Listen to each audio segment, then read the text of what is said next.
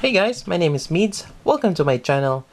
And this is pretty much an update as well as a video response. But first off, we'll go with the updates. So as you can see here, I have a couple of things that I've been working on. I just haven't uploaded to YouTube yet since they're not done. But some of you watch my YouTube and some of you actually don't check out the forums or anywhere else I post my stuff. So I don't really want to keep you guys on the shadows, especially the ones my viewers. So this is my update so far. I am working on my Mac contest entry. This is the Zuda Fett. This is from the high grade Zuda, and I made him look like Boba Fett. And so far, it's looking amazing. I still need to work on getting him a pistol. Maybe I'll modify the sniper rifle that came with the Zuda, or something else. But so far it's looking great. I did some weathering effect on it and some shadowing. I don't know if it will see it, but somewhere in the feed I did a little bit of shadowing. Everything is hand painted. Yeah, and so far it's looking pretty cool. I really like how it turns out. So this is it so far. And I did post that on the Mac contest entry thread on the forum. Next up is real grade strike right here. This is my second real grade. Really awesome. I have a lot of fun building it, and it actually took me. I built it like a while back. Then lately I just thought, you know what the heck, just put the decals on. So that's what I did. I put the decals, even the metal ones, and it's amazing. I actually have done it with my real grade RX-78. There's a lot of decals, so actually quite time consuming. It took me several days. Well, I did take my time, and I actually messed up on some of them. But regardless, it's just amazing once you put all the decals, and that made my whole real grade experience a lot better. So from now on, when I build my next real grade, I'm definitely gonna put the metal decals as well as the rest of the decals that are listed on the booklet. So I'm really surprised that they turned out that well. I really like it, especially the metal ones. So that's that for the real grade. Next up is right here, my 00 Spidey. Yep. I do have a spare 00 since I did make that crazy high grade 00, which I can't even myself remember the name of. But I am making a Spider-Man 00 Gundam. Actually, I was thinking of using Exia, but I don't have an Exia other than Avalanche, and I don't really want to use the Avalanche for this custom. So I have this 00 by itself, and I thought, you know what? It might not be a bad idea. So this is just the base colors. I haven't actually added the web designs yet. I will eventually get there, but I'm just taking my sweet time on this. I'm still thinking if I paint this red. I will keep this mainly because it looks cool. It's kind of like an added armor to Spider-Man. You can have a web condenser here with a web blade or something. So I'm gonna put some web designs here as well. Maybe a little bit of here, just a little. And I'm still thinking if I should just keep this blue, because it kind of gives it a little bit of a balance in terms of its whole overall color scheme, or make it red, or actually make it gunmetal. I don't know. So that's that. But another thing I want to point out, I did paint the eyes. It goes over on the side of his face, because Spider-Man has a big white eyes, buggy eyes. The Vifen, I did paint the lower half silver. I was thinking maybe I should just trim that off, because it does look better without the Vifen. You have that more kind of like smooth, we have Spider-Man's face. It's more spherical as opposed to have contours. So I'm gonna play around with that idea, or just keep it for now. Then maybe after everything is designed, decide if I should remove it. Same goes with the chest armor here. There's fins there. It's kind of distracting, but I don't know yet, because I still haven't designed the spider on the middle. I don't know how's that gonna turn out. If I'm gonna keep it black or some kind of color, but we'll see. So here's Spider-Man or Double O Spidey so far, and it looks pretty good so far. I like him. Also, actually, I have a work in progress in Gundam Eclipse. You can check that out. I haven't really posted much progress. I don't know what you see right now. I did had a little bit of a hint that I am going to do a custom paint of this one as well. This is the Murasai, or sorry, not Murasai, Masurao. This is the Masurao, and I actually switch out the armor from the waist to the shoulder because I want to make him as big as possible and more menacing. And I don't know if you can see that, but the cable is sticking out of his neck. This is the cable that goes from the back of the neck and somewhere else. I think the sword maybe, or just on the back. I have this because it's supposedly the villain go against Spider-Man, which is Venom. That's right. So the cable is perfect for the tongue, and actually I'm gonna take use of that the lower part or the top part of the chest as the lower jaw of Venom, and I think that'll be an amazing way to depict Venom on using Masurao. As well as the hands, it has a claw-like feel. It's already perfect. I know I should have picked a bigger, more muscular for Venom, but I'm gonna go with something skinny and something along with the double O line, and I think Masurao will be perfect for it. Alright, so that's what I'm gonna plan, and I'm not sure when it's gonna be finished, but I really want to work on it. So that's that for my updates. And also, I'm gonna pretty much just add in this to pretty much the second half of the video regarding a video response to Timber New Type's podcast, episode 7, regarding advantages and disadvantages of Gunpla. And from what he told me that he has a little bit of the technical difficulties with his episodes. Yeah, it was kind of delayed. It's been a while since he uploaded one. I think from what he told us that he lost the sound file, which it's a big bummer. You gotta redo it again or some of the sort. So anyways, pretty much from the topic, this is just pretty much some key the main points. And actually, if you haven't heard of haven't heard of the podcast, or if you want to listen to it, go check out Timber New Time's Shelf Life. I'm gonna post a link down below. You can check out their several episodes, and pretty much him and his family talks about Gunpla in respect with their their family as a collective interest, as well as what they think of Gunpla and what they're currently working on. So that was pretty good. I really like the concept behind it. So anyways, I keep getting sidetracked. Getting back to the topic, and I'm just gonna pretty much summarize it. Pretty much, it's gonna be a little bit catered to how I relate to it. So for me, the disadvantages of Gunpla is number 1, money. This hobby costs a lot. Right in front of us, you're probably looking at, I would say, close to $100 of Gunpla. Yeah, that's like, what? That's $100 of Gunpla already. Well, if you look at this is probably 20, that's a 30, it's another 20, that's another 20, that's definitely more than 20, that's probably 10. Yep, that's a lot of Gunpla right there, or give or take, but it's probably close to $100 just in front of us. Now imagine if you have a room full of those, and not just high grades, you get master grades, like me, I look like super deforms, on top of your figures and so on and so on. It's a lot of money, and not to mention the tools you're using to build them and paint them. Yep, so it's a lot of money, and it's a lot of dedication to it too.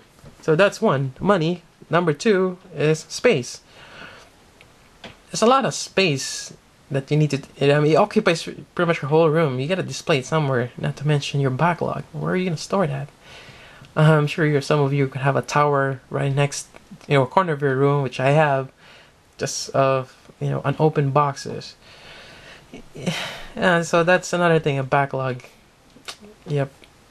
So there's a couple of disadvantages, but the advantages is for me, number one, it's a way for me to relax, and it's an outlet for me to express my artistic skill. I like to work with my hands. I like puzzles, and it's just give me a great outlet to, to just relax and express my interest. And that's why I really love this hobby and probably not quit anytime soon. It's just my passion. So that's my number one advantages. Number two, you meet a lot of new people. I met a lot of people from Gundam Eclipse. I met Vector. I met Kibo. I met Versus Z. Gundam fan, and hoping to meet a lot more people, especially on the conventions I go to. Just meet them. It's just so interesting feeling, especially meeting them in person, even though you talk to them online on a daily basis.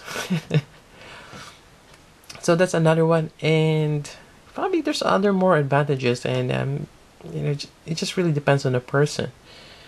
But now I'm going back to the disadvantages and how one should go by and solve it. Is there any solution to that? I was pondering about this actually way back. Maybe it's probably 2 weeks now or 3 weeks now. I'm thinking about it, and I come up with some sort of a solution, but I'm not too sure. So my idea is, why don't I sell some of my kits? And that way I could save up space and get some of the money back, or actually make some money to use that to and put it back to my hobby. Buy the latest kits out there. So that's one solution, and actually that might be a great one. So I was thinking, why don't I sell the kits I have right now? I mean, I painted this Arbalest, and I think I did a pretty good job of painting it. It's not the best one, since mostly hand paint stuff. I did spray painting, but it's not my thing. So it's not professionally made, but for the most part, I'm pretty proud of how I paint my kits. So I could probably sell this guy, or this one too. This is pretty much my Noob Saibot custom goof. Supposedly my challenge with Versus Z, but he got busy with other things. So I could sell this too. It looks cool. It has that little bit of marbling or dry brushing effect to it. Really nice. It's kind of like a evil, dark, shadowy Noob Saibot. So this could work, but one of my problems is, how do I ship it? It's always been my concern. Like, will shipping cost a lot of money? Well, there's always priority shipping, especially if I'm just gonna restrict it within America. Unless, of course, someone came up like, oh, I really want to buy your stuff, I will pay extra for international shipping. That's probably okay with me. But what I'm trying to do is, I got this. Actually, my mom suggested to get one of these, because I was looking for some sort of Tupperware. I got this idea from E246. I mean, they ship out their kits previously on a Tupperware, and I think it's very sturdy. I mean, this thing can take a lot of hits, but the kit's inside. So I'm just gonna put it in there. Just put this guy. Obviously, it's gonna be not in that pose. I'm gonna remove the weapons, and put it nicely. Maybe wrap around with some nice paper or those really soft tissue. And it's gonna be contained, and I'm gonna put it wrap it around a paper bag and tape it around, put the address, and mail it to you. I mean, once you got it, it's in a safe container. You can use the container still, and I think that's kind of worth it.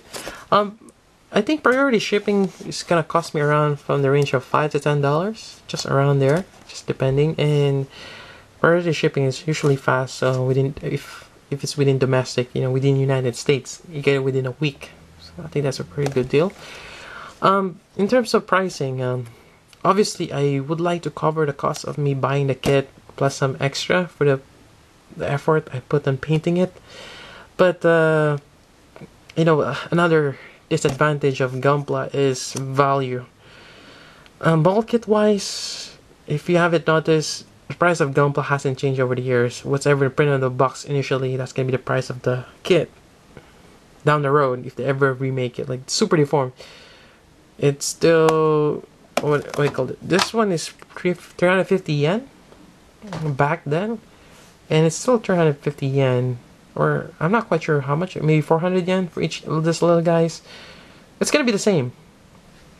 So the value doesn't really go up, well, unless the exchange rate is really bad. That's only affects us. But in Japan, it doesn't really affect them. And also, it's a comparison between built and unbuilt kits.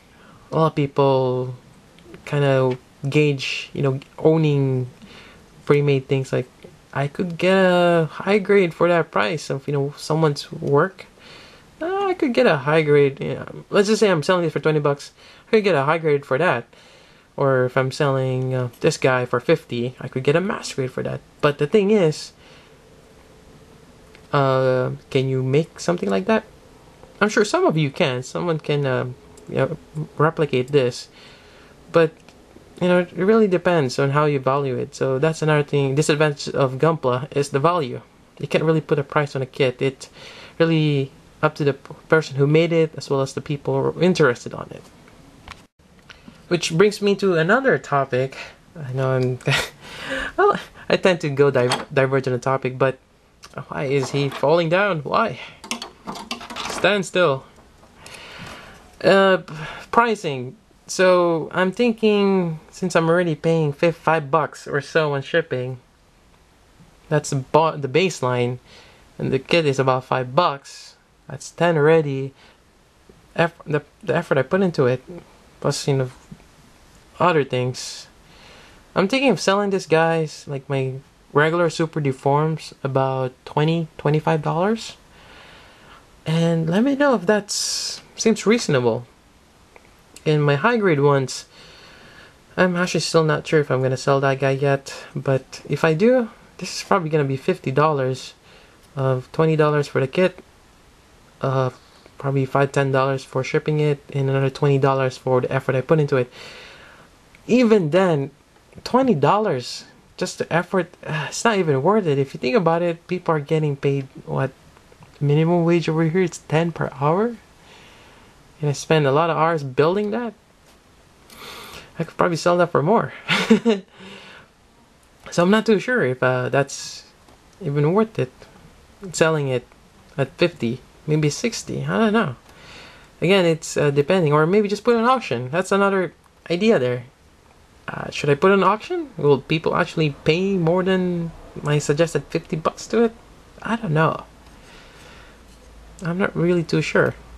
So I would like to get your guys' opinion on this. What do you think? Would you consider buying a kit from me? The ones I've made or painted so far? Do you think it's worth the price I'm giving it right now? Like, I just say again, $25 for a Super Deform, $40 to $50 for a high grade. And I haven't really painted master grade yet, but I probably won't. I'd rather keep my master grades for now. So what do you guys think? Is that about average for paying it?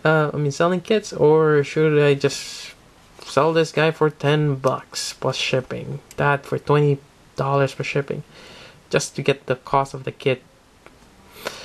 I don't know.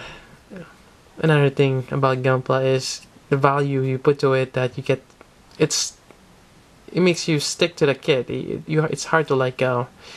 But you know, to get money and space, I gotta do it. So, but before I start selling these guys, I would like to get an idea if people are actually willing to buy it. So let me know if you are interested of buying them. And pretty much it goes to all my Super Deforms. Obviously, certain ones like this guy right here is not for sale. But who knows? We'll see. Well, not Alex, but some of the other ones, even though they're really nicely painted, like my Ziza and Bawu, Son Goku, I might sell those. So if you're interested, let me know. But most likely, I will only accept PayPal. I think that's the fastest way. It's gonna be pretty much a hassle free for you and me. If we just do a PayPal transaction, I'm just gonna ship the thing to you after I get the payment, or once it's cleared. Yep. So pretty much, that's my question to you guys. What do you think? And hoping that will be a solution to the problem of most maulers, especially after several years they accumulate so much kits already. Why not sell it? I'm sure another person out there will appreciate it more. It's kind of like a prize thing. Like, oh, I got a Meads custom. Awesome. Although I don't know if people actually like my stuff. Alright, there we go. That's it for this video update and response. I hope you guys like it. So until then, this is Meads. Thank you for watching.